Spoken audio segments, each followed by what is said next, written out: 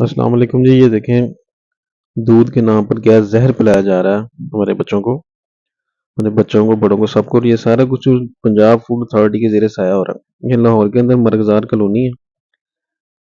وہاں پر ایک بڑی مشہور دودھ کی دکان ہے. وہاں پر بڑا لوگوں کا رش لگا ہوتا ہے کہ یہاں سے صحیح دودھ ملتا ہے. مرغزار کالونی، برکت چوک، لاہور میں. تو یہ وہاں سے رات کے دودھ لیا ہے تو ٹھنڈا ہو گیا ہے. سوچا چلو جا کے اس کو نا، یہ جو گرم دودھ بیچتے ہیں، ٹھنڈا ہو گیا، چلو سوچا جا کے اس کو نا گرم کر کے تو دوبارہ پیتے ہیں اس کو.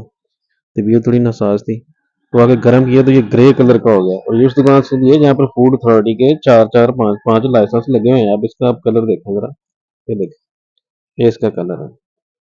یہ دودھ ہے، یہ دودھ ہے جناب. یہ دیکھیں اس کا کلر دیکھیں، بلیک ہو گیا، گرے ہو گیا. اور اس کے اندر کس کس قسم کے کیمیکل ہیں. یہ پتہ نہیں کیا زہر بیچ رہے ہیں، ہمیں کوئی پوچھنے والا نہیں ہے.